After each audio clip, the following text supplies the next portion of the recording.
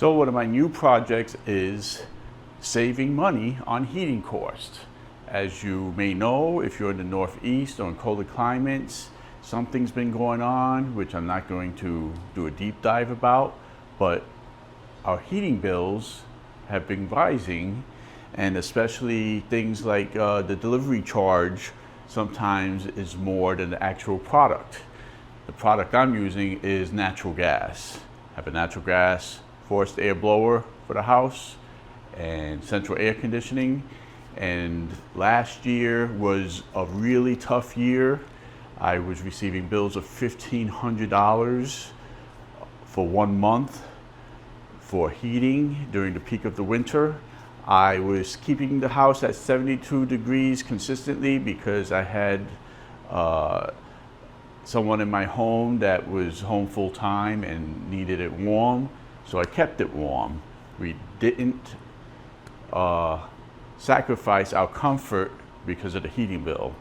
Now my situation is different. I'm here alone in the house, and I paid last month, and this is me conserving, $850 for my utility bill. That's electricity and heating, but most of it is heating costs, and half of the heating cost is delivery charge. And there's other charges within the bill, no deep dive, but to me, if I could avoid that, I'm going to try everything I can. And during my research, I came up with, let's install a wood burning pellet stove.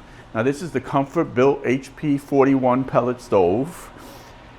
In the advertisement, like on Amazon and stuff, it says it heats up to 2,200 square feet, but in the literature, it says 1,800 square feet. Every situation is different. Every climate is different. So I'm gonna try to explain to you my situation, and hopefully you get an idea if this will work for you. Maybe you could shoot me some ideas of how I could get it better, because I am pretty much new to heating a home with either wood burning or pellets. So I'm going by the seat of my pants, and there's not very much information out there. Now, shipped to the door was around $1,100. I had to build my DIY hearth pad, which is R1 or whatever the minimal is.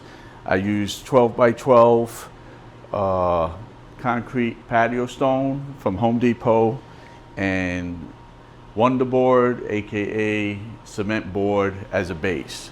Nice wood floors. I didn't glue anything down. I just placed it, and the weight is holding it in place. I bought glue to glue these down. I didn't even do that. Maybe later on, when I put a nice trim around it, I'll glue down maybe these stones. But the weight of the stove is holding down those. Nobody's gonna walk around there. I'm good.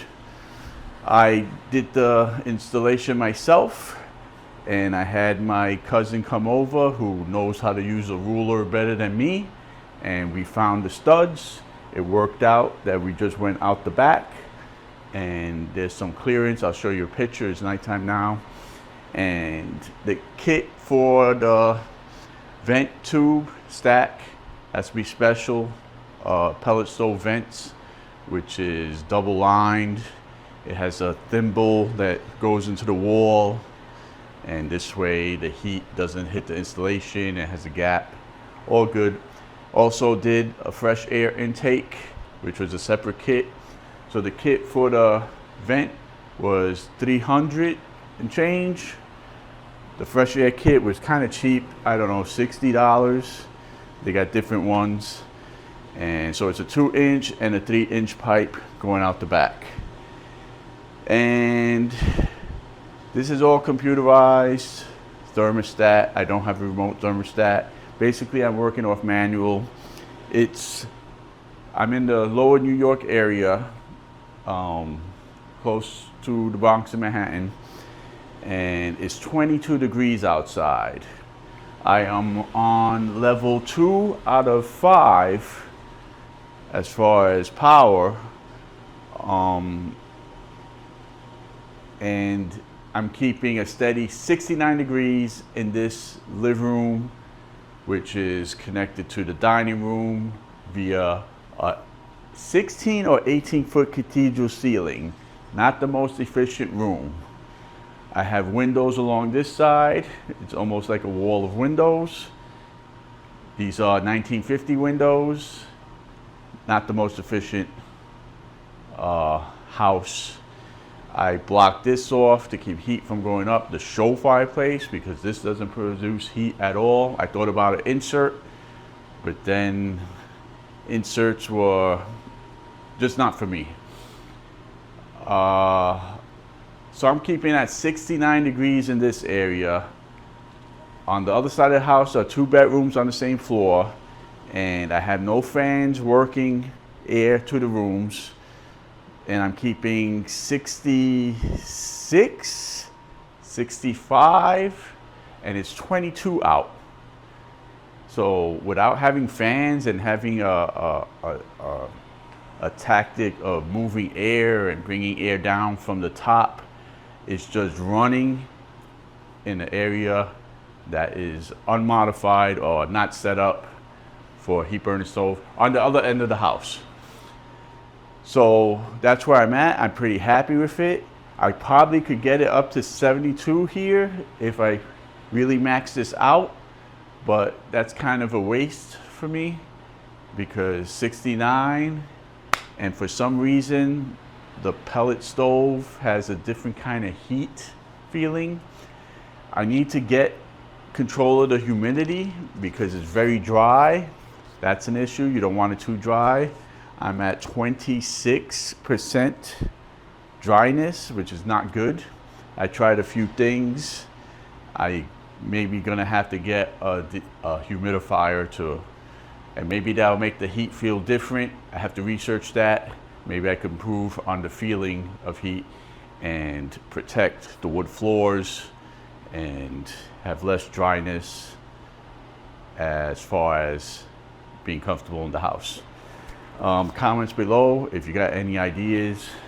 I don't know, this doesn't get hot enough, I don't think, to put like a bowl of water on top. I'm not sure, telling you, I'm just doing this now.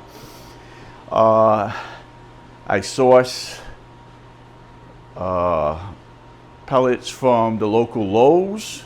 Well, it's not local to me. I have to drive 40 minutes up north because New York City is really not hip to this. So I got it for $8.49 a bag, 40-pound bag, and I got out of one bag about 13 hours of burn, and to me that's pretty good considering my cost with natural gas versus 13 hours of 70-degree temperature for $8.48. I should be saving a lot of money, hopefully. The final evidence will be my next utility bill.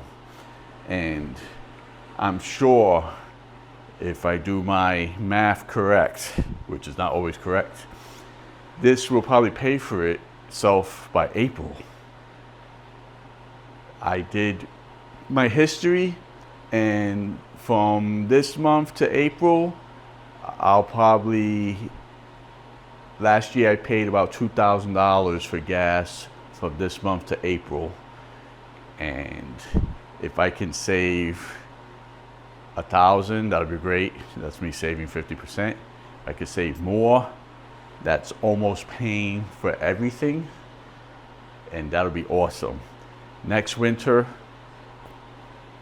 will cost me a fraction, and this will enable me to have money in my pocket, retain wealth, rather than just hand wealth to the utility companies, which are proposing a 12% hike.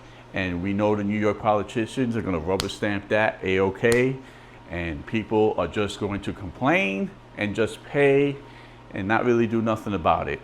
I'm not going into politics or deep dive into that.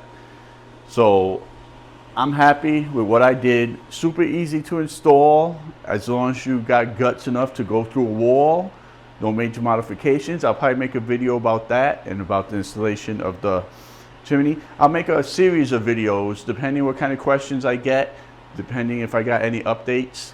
So if you're interested in this, like and subscribe, and thanks for watching, and hopefully we could retain money.